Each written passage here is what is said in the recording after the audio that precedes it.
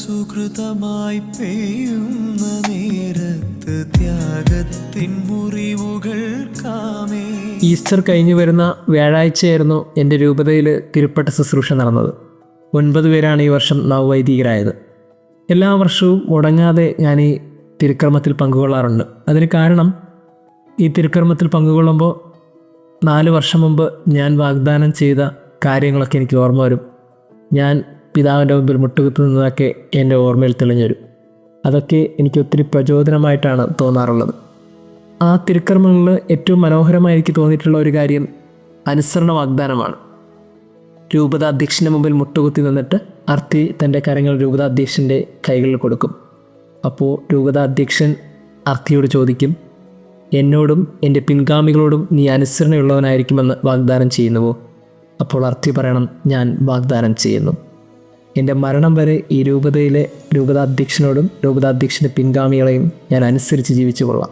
എൻ്റെ ഇഷ്ടത്തിന് ഇനി ഇവിടെ സ്ഥാനമില്ല, എൻ്റെ ആഗ്രഹങ്ങൾക്ക് ഇനി ഇവിടെ സ്ഥാനമില്ല. മനോഹരമായൊരു വാഗ്ദാനമാണ് ആ നിമിഷം നൽകുന്നത്.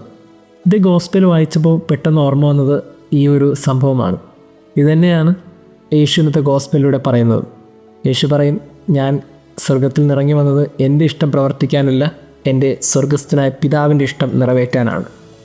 അനുസരണ എന്ന് പറയുന്നത് എൻ്റെ അല്ല, നിൻ്റെ തീരുമാനമാണ് എന്ന് ഉറച്ച് പറയുന്നതാണെന്ന് ഗോസ്പൽ യേശു പറയുമ്പോൾ എത്ര മനോഹരമായിട്ടാണ് ഒരു പുത്രൻ തൻ്റെ പിതാവിനെ ഈ ഭൂമിയിൽ കാട്ടിയത്.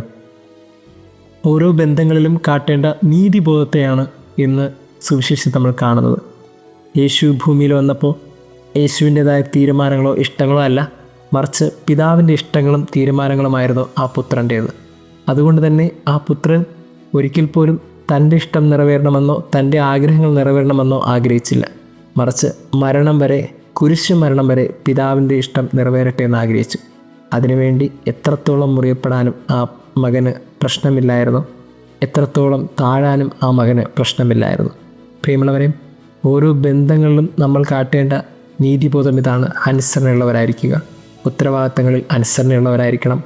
പരസ്പരം ജീവിതയാത്രയിൽ അനുസരണയുള്ളവരായിരിക്കണം. കൂടെയുള്ള ആരേക്കോ അനുസരിക്കുന്നതിൻ്റെ പ്രതിഫലനം എന്താണെന്ന് ചോദിച്ചാൽ അതിന് ആ ബന്ധങ്ങളിലെയും ആ ഉത്തരവാദിത്തങ്ങളുടെയും മനോഹാരിതയ്ക്ക് ആക്കം കൂട്ടുമെന്നുള്ളതാണ്. ഒരു പുരോഹിതനെന്ന നിലയിൽ എനിക്ക് തികഞ്ഞും ബോധ്യമുള്ള ഒരു കാര്യം, എന്താണോ മേലധികാരികൾ പറയുന്നത് അത് കണ്ണും പൂട്ടി വിശ്വസിക്കുക. ബ്ലൈൻഡ് ഒബീഡിയൻസ് എപ്പോഴും ഉണ്ടായിരിക്കണം. ജീവിതത്തിലെ ഓരോ മക്കളും തൻ്റെ മാതാപിതാക്കളെയും ജീവിത പങ്കാളിയെയും സഹോദരങ്ങളെയൊക്കെ ഇങ്ങനെ ബ്ലൈൻഡ് ഒബീഡിയൻസിലൂടെ കടന്നുപോയാൽ പിന്നീട് ജീവിതം സുന്ദരമായിരിക്കും, മനോഹരമായിരിക്കും. ദൈവം നമ്മെ അനുഗ്രഹിക്കട്ടെ. നിൻ ദിവ്യനാമം പാടുമ്പോഴെന്നും എൻ മനമാകെ വിരിയുന്നു പൂക്കൾ. നിൻ വചനങ്ങൾ നിറയുന്നു എന്നിൽ. നിൻ ദിവ്യനാമം പാടുമ്പോഴെന്നും എൻ മനമാകെ വിരിയുന്നു പൂക്കൾ. നിൻ വചനങ്ങൾ നിറയുന്നു എന്നിൽ. തൊഴുകൈകൾ നെഞ്ചോടു ചേർക്കുമ്പോൾ എന്നുമേ നീയേ, എന്നും നീയേ. കരയുന്ന നേരത്തു കണ്ണുനീരൊപ്പുവാൻ നീയേ, എന്നും നീയേ. നിൻ നാമമെന്നും പാടി സ്തുതിക്കാൻ കനിവേകളെ ആധാരവേകളെ. എൻ ക്രിസ്തുദേവ, എൻ സ്നേഹനാഥ, വാഴ്ത്തിടുന്നു നിന്നെ, വാഴ്ത്തിടുന്നു.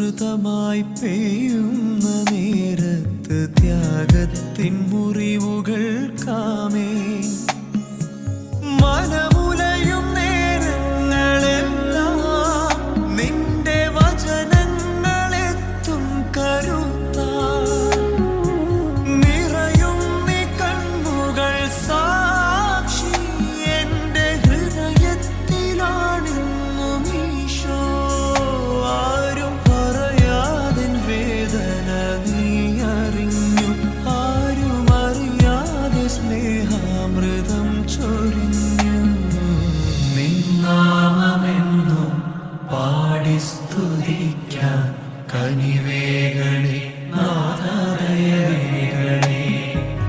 എൻ ക്രിസ്തുദേവ എൻ സ്നേഹനാഥ വാഴ്ത്തിടുന്നു നീ